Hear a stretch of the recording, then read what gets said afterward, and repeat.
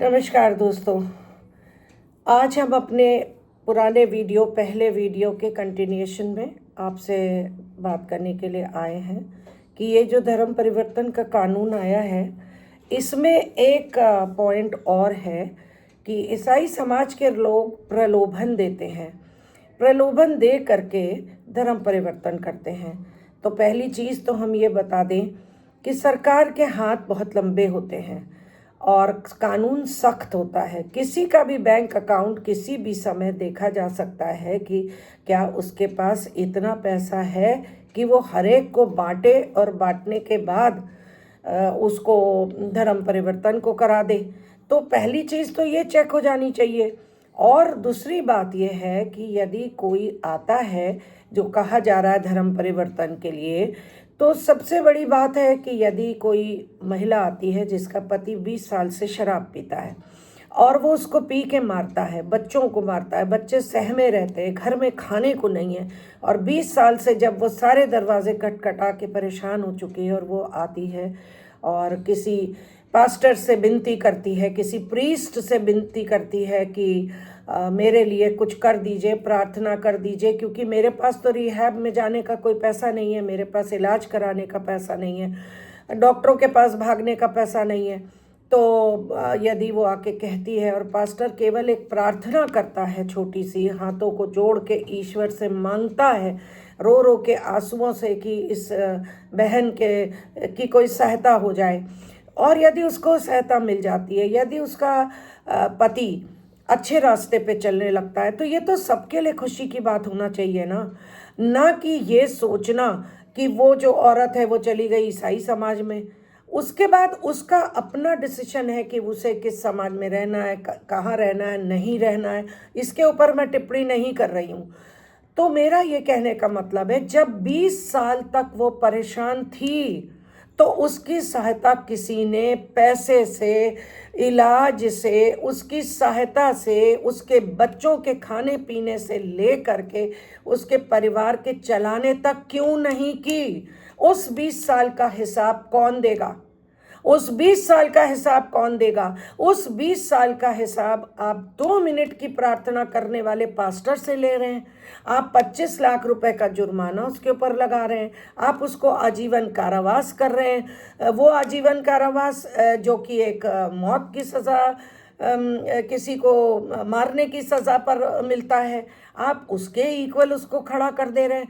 तो ये तो बड़े दोस्तों आश्चर्य की और अन्याय की बात है। आप लोग सोचिए, समझिए, इसको हम लोगों से पूछिए कि क्या कारण क्या है, और हम आपसे भी पूछेंगे। हमने तो हमेशा देखा है कि जब जब किसी ने किसी का वध किया है, किसी राक्षस का वध किया है, आप सब समझदार हैं कि हम क्या कह रहे हैं, तो ईश्वर से शक्ति मांगी है, शक्ति मांग करके काम किए। तो पास्टर भी शक्ति तो ऊपर वाले से मांगता है ना, तभी तो वो इतने साल से दारू पीने वाला व्यक्ति जो है वो अच्छे रास्ते पर आ जाता है।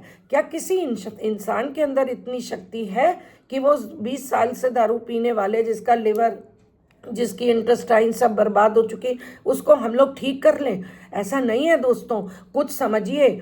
वही आस्था आपके यहाँ है, वही आस्था हमारे यहाँ है, वही आस्था हमारे सारे धर्मों में है जो भारतवर्ष में माने जाते हैं और फॉलो किए जाते हैं। तो आप इन बातों को समझिए। समझने के बाद आप उसके साथ बैठ के बात करिए, कंसोल करिए उनको। और आप इस बात का बिल्कुल आप लोगों को बुरा नहीं मानना चाहिए कि यदि कोई किसी ईसाई धर्म के दर पे आता है तो वो सिर्फ धर्म परिवर्तन के लिए आ रहा है। वो अपनी मुसीबत वहाँ लेके आता है, और उसकी मुसीबत में यदि उसकी कोई भी सहायता करता है तो ये तो सबके लिए अच्छी बात है ना। वरना वो औरत परेशान है, तमाम लोग परेशान है। किसी का पति जुआ खेलता है, किसी का शराब पीता है, किसी का किसी और तरह की लत में है, कोई व्यभिचार में लिप्त है, और वो ऐसे ऐसे काम कर रहे हैं जिसमें कभी कभी तो ये भी सुनने में आता है कि गला दबा के बच्चों को मार दिया, कभी पत्नी को मार दिया, कभी उसकी जान ले ली। इस तरह की चीज़ों से यदि आपके लिए प्रार्थना कर दी जाती है, आप अपने घर में बुला के हम लोग को बैठा के करवा लीजिए प्रार्थना। हम लोग आपके सामने प्रार्थना आके कर देंगे और दिखाएंगे आपको कि देखिए किस तरह से ईश्वरीय शक्ति काम करती है, जो हमारे लिए भी काम करेगी, आपके लिए भी काम करेगी, तमाम हर व्यक्ति के लिए वो काम करेगी। और जब आप देखेंगे कि वो प्रार्थना जो है वो की जाती है तो वो अच्छा काम करती है। तो ऐसा नहीं है कि आप किसी से इतनी नफ़रत करेंगे, वो नफ़रत की दीवारों को प्रार्थनाएं तोड़ देती हैं। आपके धर्म की हो चाहे हमारे धर्म की हो, आप चर्चेस के बाहर जाके तोड़ेंगे, चिल्लाएंगे और नुकसान पहुंचाएंगे तो आप अपना भी तो रिकॉर्ड कहीं ख़राब करवा रहे हैं ना।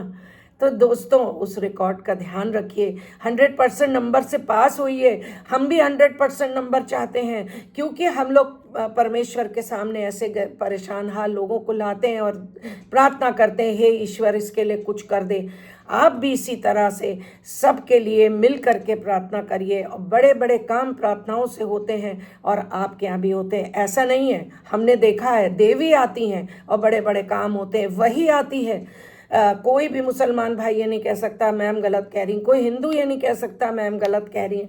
और बड़े बड़े काम होते हैं, ईश्वरीय शक्ति दिखाई देती है, प्रकट होती है, उसके बाद सारे अच्छे कामों को करती है। तो आइए मिलकर के प्रण करें कि एक दूसरे को नुकसान नहीं पहुंचाएंगे, मिलजुल के रहेंगे, कोई कहीं नहीं जा रहा, सब हिंदुस्तान के वासी हैं और यहीं रहेंगे।